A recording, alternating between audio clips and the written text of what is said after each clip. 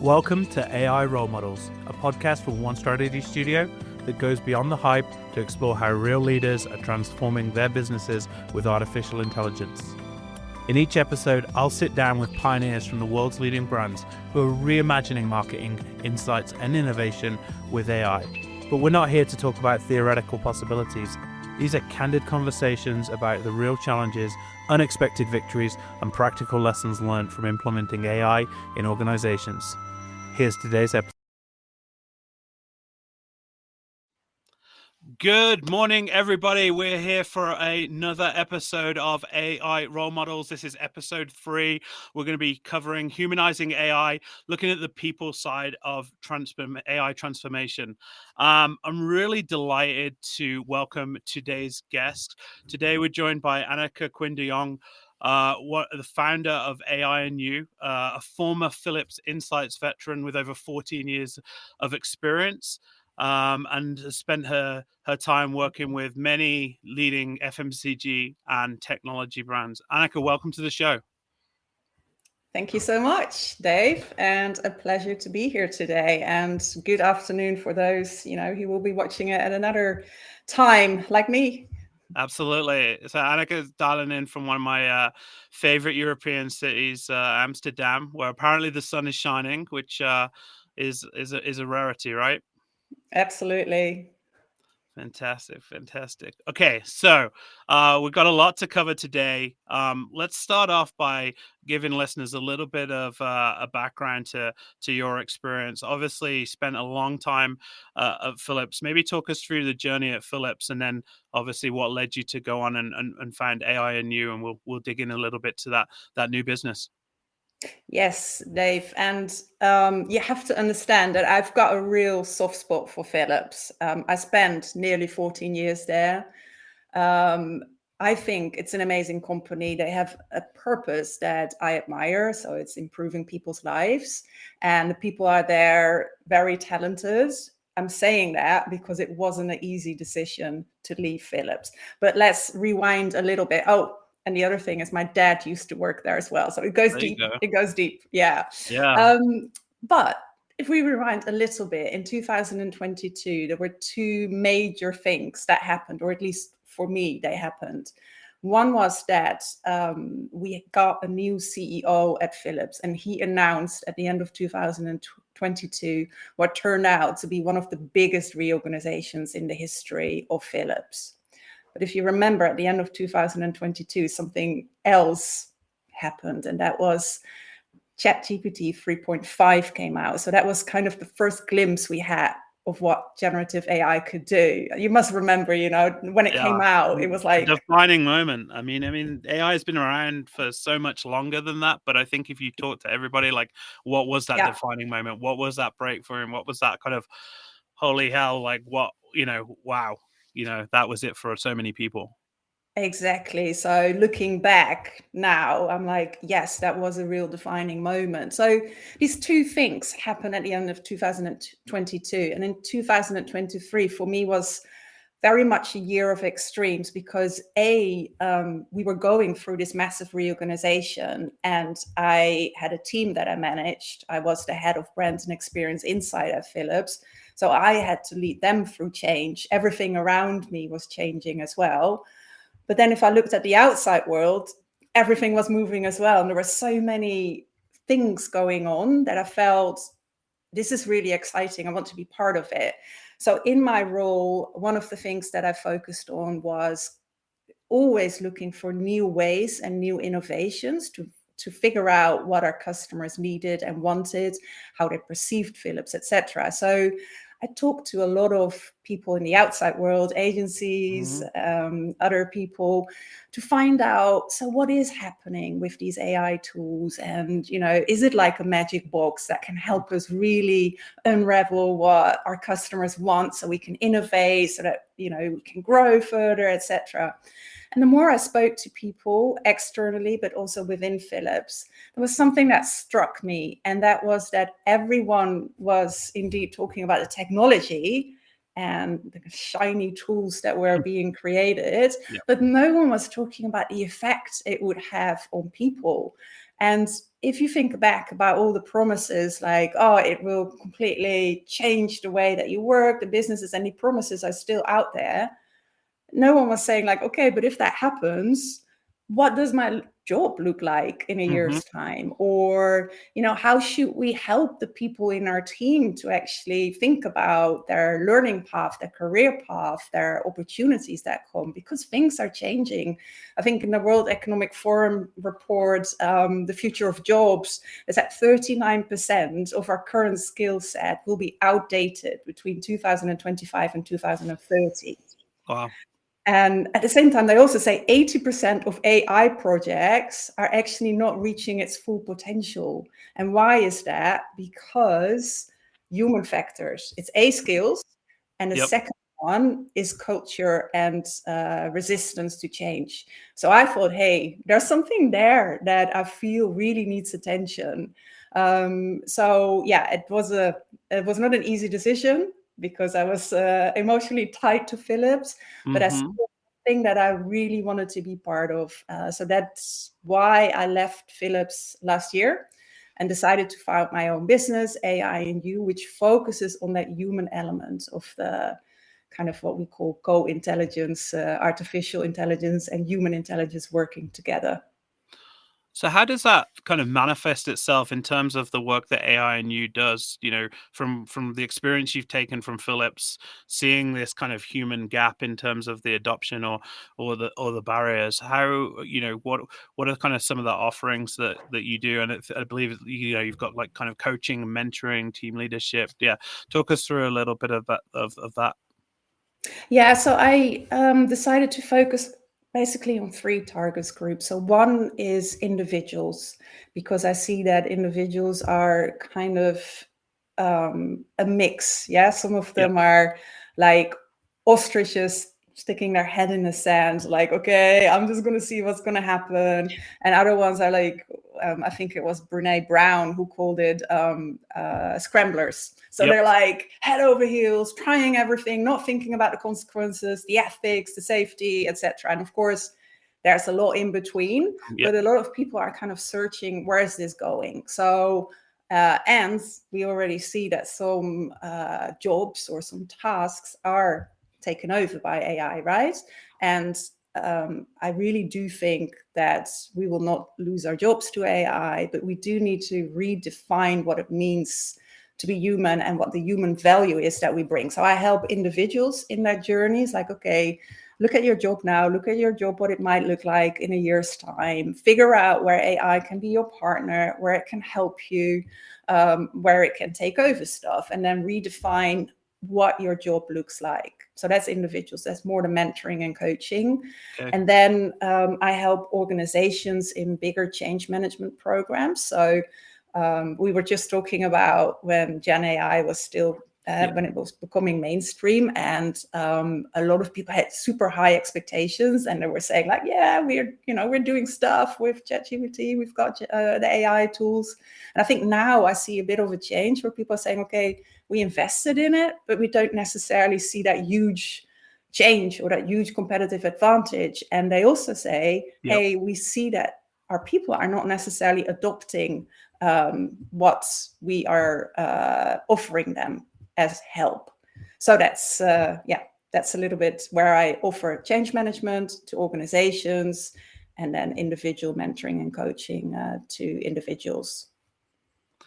Obviously, you talked about with the individual side of things, so that everybody's on this spectrum from the head in the sand to the kind of tinkering and embracing everything. When you think about kind of coaching the people that are more apprehensive, how do you think about kind of converting them from that apprehension to real enthusiasm about what AI unlocks? And one strategy, obviously, we're so focused on the combination of human expertise and AI, and how opening up more time for that strategic work, that deeper thinking, that critical thought. We see AI as a real unlock for that. But I'm really curious to know, as you've coached people and mentored people, how you kind of help them see the opportunity rather than the threat. Yeah, no, that's a great question. And I think what I see is that I think anxiety often comes with the unknown, right? People are a bit in the situation where they're like, I hear so much about this, but I don't know what it is or what I could do with it and how I should feel about it. So that's when people get a little bit anxious. So I think one of the first things is just really plainly take people along and explain what it is, right? This is AI, not in the super technical jargon, but really like this is AI. But then after that foundation is set, people need to start seeing what it can mean for them and how it can be relevant and how it can help them in their career or in their life. And the best way is to actually show it, right? So I always demo things and start showing people.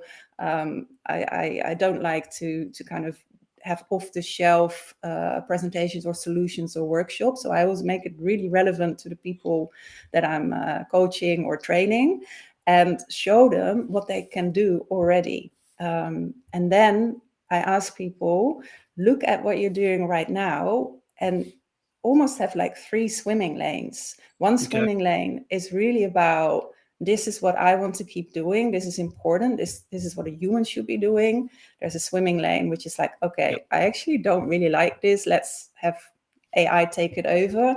And then we have the kind of AI and you swimming lane, which is like where you can augment each other. So what are the bits that you can do together with AI? So that's often how I approach it. So it's a bit of a foundation and then making it relevant so people see the benefit for them rather than just, pushing an IT solution towards them.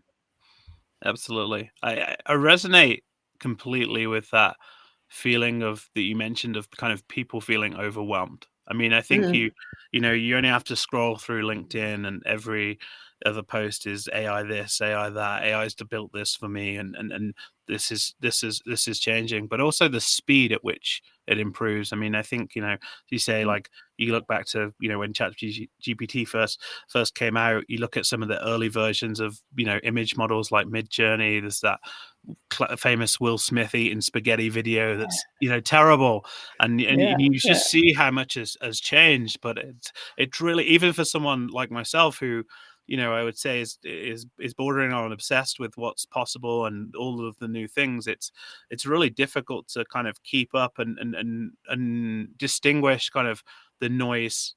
How do you understand? There's a lot of noise, you know what I mean? And so helping people kind of understand how it's applicable to them and their role is really important.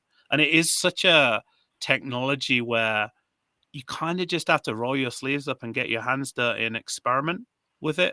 And not everybody's kind of comfortable with kind of that approach to kind of a sandbox approach of like, well, what if, and even the foundations of one strategy was Jonathan thinking like it was really an experiment to, could we automate the full process? Like there was never a plan to build a business out of it. It was an experiment that seemed to work okay, and kind of we built on and things like that. So it's definitely about encouraging people to not be to be afraid to experiment, to have a kind of open mindset.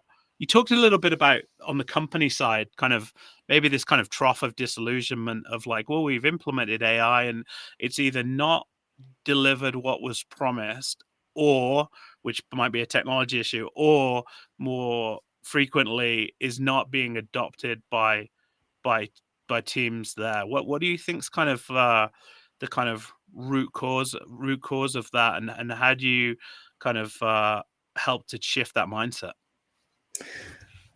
I think there's 2 things going on there maybe. So one of them is that kind of resistance to change. I think it's kind of inherent to people, right? And of course, there's different people. Some of them have real growth mindsets and other ones have more fixed mindsets. But I still think inherently people are resistant to change. If you go back in history, you see enough examples when the print machines were first brought out and installed. There were workers who came in at night and demolished all the really expensive big printing machines because they feared, for their jobs. They didn't necessarily fear progress, but it was just very close to them. It was their life, their jobs, etc. So I think um, resistance to change is a common factor that I think most leaders actually don't really take into account, because they've been on a journey already thinking about, the business and the growth and where they want to go to. They see the opportunities, and then they communicate it, or they roll something out that people just have to adopt. And I think that's where we often miss what it should be like, where people actually need to see the relevance of it. I think what you just mentioned about playing and using it as a sandbox, I think it's so important that people start familiarize themselves with it, rather than getting something pushed onto their plate. It's like, now you use this. They need to understand why they're using it, how they can use it. People need to be listened to. What are their fears, so they can be addressed? So I think that part of anxiety is one element why things don't necessarily go as intended. The other thing is maybe that we sometimes think it's like magic, right? We feel like, and that's also when you, like you, I try to immerse myself a lot in the topic. And you're led to believe that it is, and in some ways it is magic, right? But in other ways, it's not like you push a button and there's your solution, and now all of a sudden your business is gonna, triple its size. It's not. So I think people are also a little bit disappointed that there's not just one button or one tool that can solve all of the problems. I don't know if you recognize that, if you've seen that. Absolutely. I think the expectations of where does it integrate, and we'll come on to this in a second, about kind of building that kind of intelligent team. But the kind of one button fix everything, doesn't yet exist, and it's probably some ways away. But one thing that was fascinating to me, just kind of linking back to that emotional side for the individuals. So I've been interviewing a bunch of kind of recent grads recently for a marketing role we're hiring for at One Strategy, and talking to them about AI adoption and AI first, and kind of that approach. And what's fascinating, I think, even though AI is relatively new to academia and education, and I look at my kids in school, like there's almost this negative lens being put on AI as like AI is cheating. And I've discovered that in the world, like, it's like, well, no, but the whole point of this is you should be looking to implement it more. And I understand the lens that they're coming from. But it's super interesting to see how some of the people coming into the workplace are, maybe not using it as much as they even should be, because they've been kind of taught that it's cheating. It's cheating. It's not doing my work. Like someone in an interview said, "Oh no, I didn't use it. I did this, but I didn't use AI for it." And I was like, "Well, that's actually not like that impressive, because you've actually spent hours doing something that you could have done much faster and stuff." So don't get me started on that topic, Dave, because I've been talking to the school of my kids as well, and they literally said, we've invested in AI. We invested in an AI detection tool so that we can prevent kids from plagiarism. And that's as far as we go, because we do not think anything else is relevant.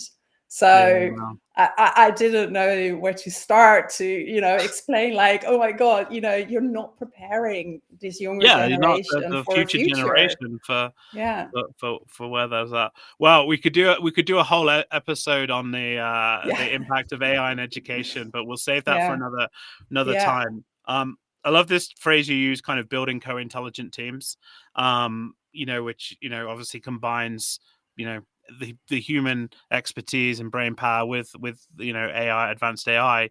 But what do you think kind of characterizes a truly co-intelligent team? I'm going to refer to a article that has just come out last week. Ethan Mollick wrote a great article. I think it's called "The Cybernetic Teammate." Him and Procter and Gamble did an experiment with a lot of employees at Procter and Gamble, where they looked at the kind of effectiveness of 4 groups. So one was a team without AI kind of agents or colleagues, a team with AI colleagues, individuals and individuals with AI. And well, anyone who's listening and yourself, have a look at it, because it's fascinating, because they found that the team who is kind of collaborating with AI, so not just like using it as a tool, but actually using it more as a teammate, they by far outperform the other 3 kind of research groups. They outperform it quality, efficiency, but also, and this is maybe even the most remarkable thing, also the happiness of the employees, of the team, which I find really interesting, because that was maybe something that wasn't necessarily expected. So it's really interesting to see that once people feel comfortable seeing AI also as a sparring partner, as a colleague, rather than just a tool, that's when you get your best outcomes. And that's when you can surprise yourself, when you can push yourself, and when you can be quicker. So I think, these effective teams is definitely where people have opened up to the possibility that AI can be actually a colleague. Do you what do you think's driving that, like the unexpected happiness bump? Like what do you think's behind that? I don't know. I read the article, but I kind of forgot what the nuances were there. One of the things that came out, and this might be a factor, but don't quote me on it, is that people who have less expertise actually felt more confident because they had access to expertise that normally they might not have access to. So the whole thought that expertise can be democratized is an interesting one. So you could see that maybe people who were more junior, or maybe coming from another field of expertise, they felt more confident sharing their ideas and sharing what they were thinking, because they had access to expertise as well. Which is not to say that there's no role for experts. Let me be clear on that. But I think even out a little bit, it's interesting. So yeah, I can relate to that actually. And my former co-founder, and who was originally the CTO of VoxBot.me, will laugh when he hears this. Is I've been playing around with some development work and building some conversational AI things, and I had a brief development background, but by no means deep. And like what I've been able to pull together, and just that sense of achievement of like, like I can do something that previously you needed to be a real expert to build like a full conversational AI, CRM based thing. So, And then that gives you a completely different outlook, right? Because you can have what maybe call them hardcore experts who give more guidance, but then you've got others who can actually not just like execute what the real experts are saying, but they can, do a little bit more of the input and the sparring, so that you get a more equal group dynamic, perhaps, still with clear roles. But I think it's an interesting premise, and builds confidence. Yeah, confidence is there. I mean, thinking about how you bring that forward and help teams kind of to identify where AI can best augment and expand capabilities versus where human judgment kind of remains essential. How do you think about that challenge? It's well, I love the challenge, because it's part of my business, of course. But you really need to sit down with people, right? Because it needs to become very clear, especially when it comes to the part where what needs to remain human, and for what reasons, right? So there might be reasons that are more on the ethical part or safety, but there might also be reasons that are more like, well, someone might say, but that's my expertise, that's my job. So you need to kind of unravel what's like a reason that you will take on board. You should take all reasons on board, of course, but some of them might be more in the ethical element, and some of them might be more of a protective, like, but that's mine, right? So you need to coach and mentor different members of the team to come together and have a joint vision, if you like, for this is where we want to go as a team. These are our workflows. And as a team, we've decided where AI can really help us get rid of the boring or the stuff that we don't want to do. And as a team, we have decided this is where AI can really help us become better. And I think once people start seeing that they can become better rather than AI just replacing them, I think that's where the kind of the magic happens. And again, it's what you said at the beginning. People need to play with it. They need to experience it themselves, but not in the. I think the danger is what they call, I'm going off road a little bit here, is that cognitive offloading or lazy usage of AI, where people just like offload everything. Oh, I've got a question, I'll just pop it in. So I think that at all costs needs to be avoided. So I think that's what I try to do. That's also the purpose of why I set up this company. I want more people to understand that is not just something to make our lives a lot easier. It's also something that we should use to stimulate our brain, because our brain cells need to be stimulated. It's like a muscle, right? If it's not trained, some of those, the critical thinking or creativity, it will diminish. So we need to keep training it. And I think that's super important to make that very clear to teams that start embarking on this journey as well. How are you using it? Not as a lazy reliance, but as something that can train your brain as well. Yeah, for sure. It's been a great teacher to me personally on the development side of what I'm doing, because although it's now, I can describe what I want and the agent will go off and make the updates to the various code bits and things like that, rather than just doing it and saying it's done. It then gives me a really detailed, these are the steps I walked through, this is why, these are the considerations I made. So I feel it's making me better, because I'm not just kind of saying, hey, do this, and just taking the output as verbatim. It's actually kind of changing the way I kind of think about approaching it, seeing, kind of learning those thought patterns and seeing how to execute. Can I ask Yeah, you a no, of question? course. So are you Ask away. sometimes You're the are you host now. sometimes I'm the guest. I'm the host now. Yeah. Welcome everyone. Maybe a personal question, but are you sometimes scared that we are going towards a way of living and working where we more and more offload some of those things that we should maybe keep to ourselves to stimulate ourselves? We offload it to AI because it's just so easy. Is that something that keeps you awake at night, or is it something that you feel full confidence that we as humans, we are able to actually say no when it goes too far? That's a good question. You should launch a podcast. Yeah. I'll think about it. Yeah.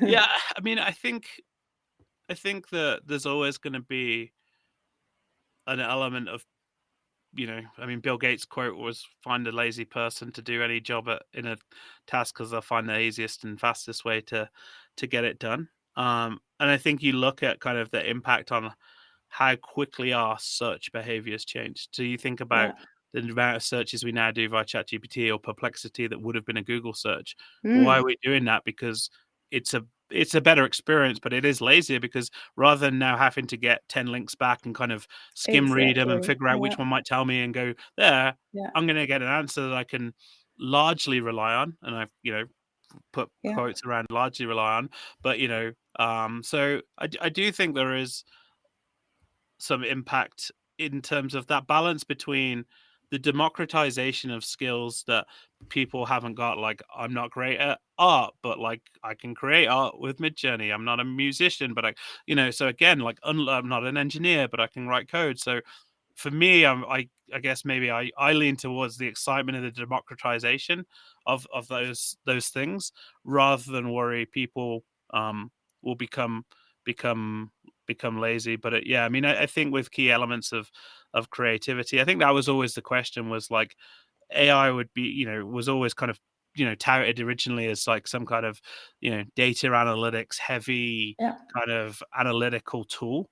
And what I think we're seeing now is that AI can be an incredible creative thought partner. And so, but I do think we need to work at that, and everyone needs to know that, right? Because not everyone sees it that way. And especially if you maybe talk about the younger generation, they might just think like they either like fear it, or they're like, okay, it's so easy, I can do my homework with it. Does my homework. I like since you were quoting as well, I have a quote from Yuval Harari. He said that for every euro that we spend on AI, we should spend €1 on trying to understand, to invest in human understanding and the human mind. And I do like that. And I think that's also the message I want to bring in any of the work that I do.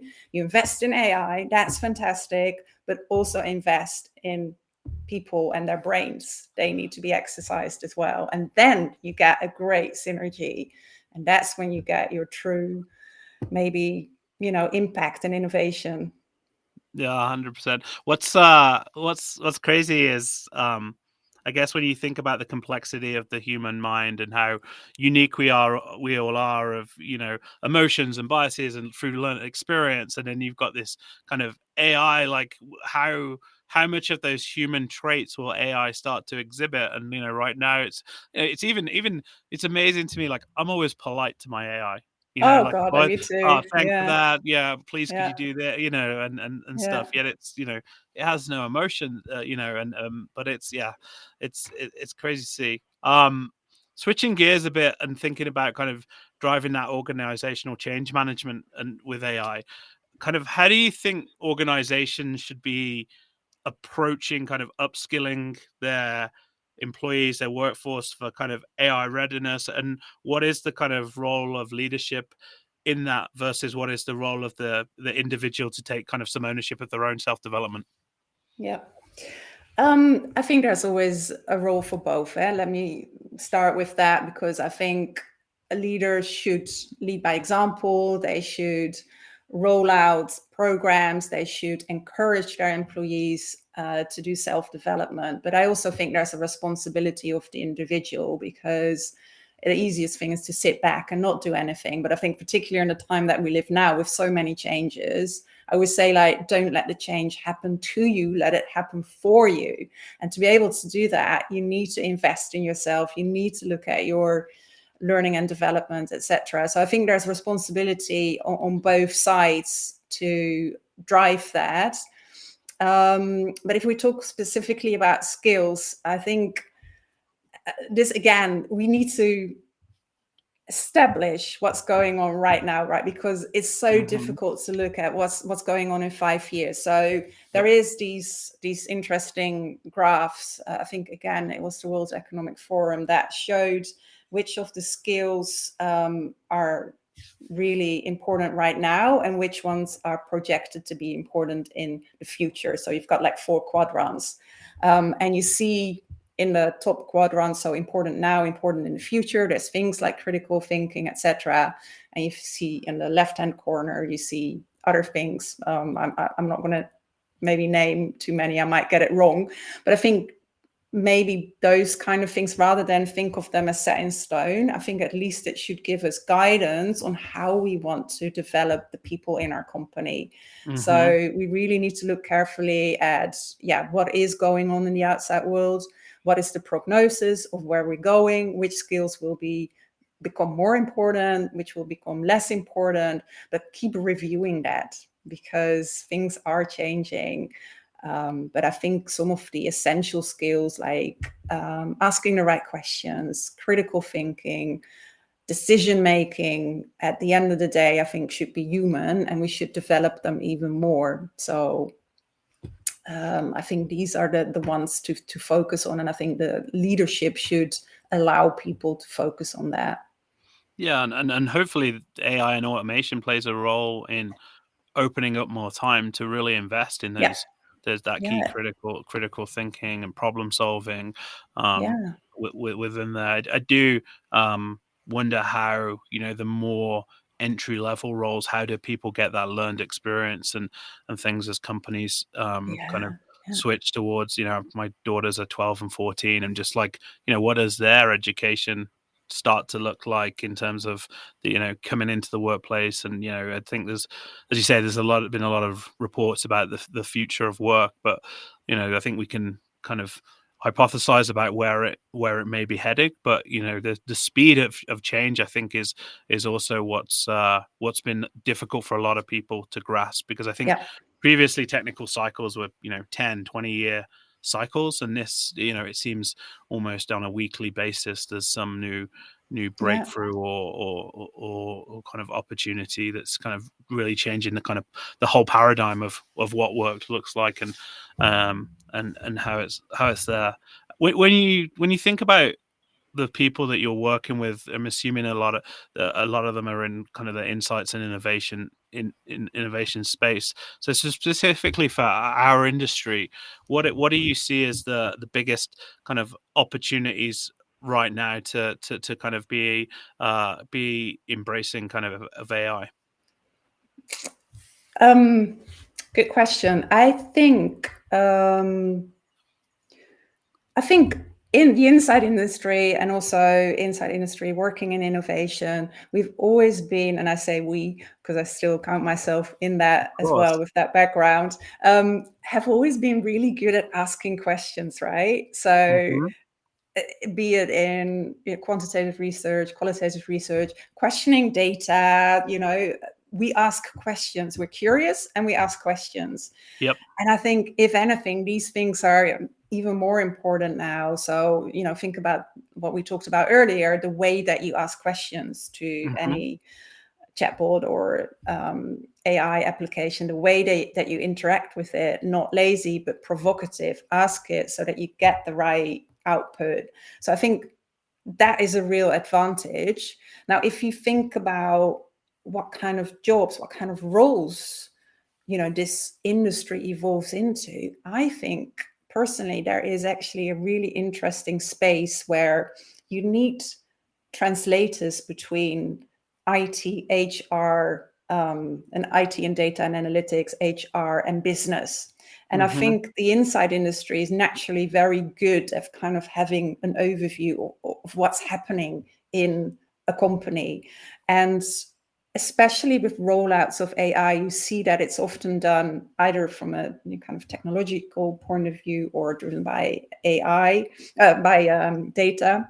So I think a spider in the web who can talk the language of these Mm. different disciplines within a company, I think could also be a great space for someone who is coming from the inside industry, just because we often deal with these different elements of the business as well, and we understand it, and we can ask the right questions, and we can talk the different languages. So Yeah, I think we excel in kind of pulling on threads and yes, understanding how threads are interconnected, and then being able to take that learning and kind of um, storytell around that to bring the rest of the business along with us, and those are just skills that are, I believe will truly be timeless and be more and more in demand, than less, for sure.